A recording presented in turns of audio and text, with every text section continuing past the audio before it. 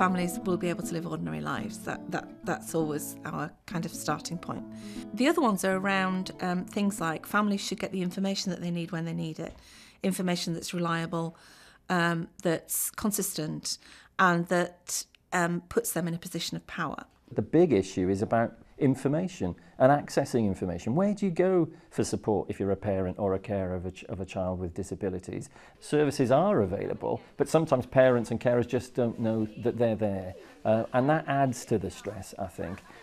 When you have a child, particularly children who have quite complex needs, they could be getting a dozen assessments, maybe more, and none of that's joint. And so another of our principles is we should have a joint approach to assessment.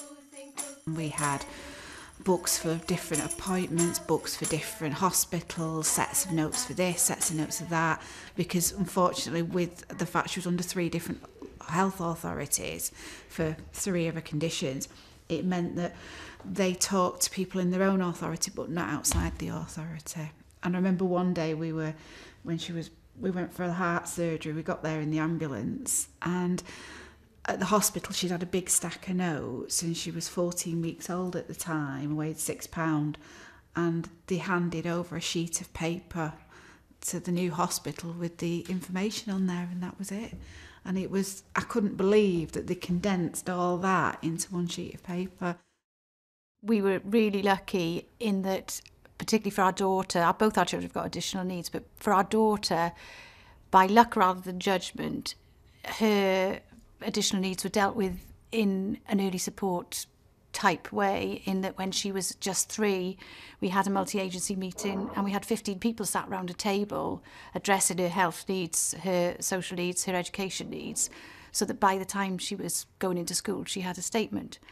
On the other hand, our son, whose additional needs are quite unusual, we didn't have a multi-agency meeting for him until he was about 15. And the only reason that took place was because I happened to say to a couple of healthcare professionals and a social worker, I'd really like you to talk to each other. I'm fed up of you coming to my house and talking to me and having to take time off work to see you and time off the next day to see you. I'd like you to all talk together, and I'd like my son to be there while you're doing it.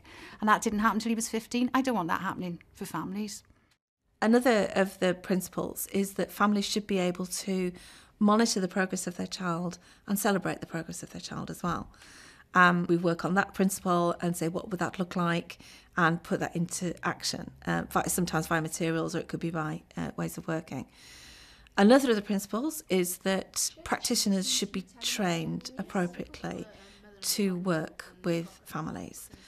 When you're at home and you're doing turn-taking games or you're playing peekaboo or something like that, does Gracie get excited? Does she show she's enjoying it? Yeah, usually we give her a blanket and she'll hide her face, and then we'll say, oh no, where's Gracie? And then she'll like pull it down and wait for us all to go, yeah, she is! And she gets all excited. That's lovely. So she likes being the centre of attention as well. Early support training has been very useful. A couple of colleagues and myself have been on a whole range of training opportunities that have been provided locally and in other parts of Wales. It's been very thorough. There's been a lot of materials produced for us to take away and to show to colleagues and to use. It's been very thorough in that we've been given opportunities to watch videos of children whose parents have been using the materials, so we can see how the materials have been used with other children and other families in other parts of the country. And there are also the experts there who have produced the materials, who we can question and ask why things have been done the way they've been done.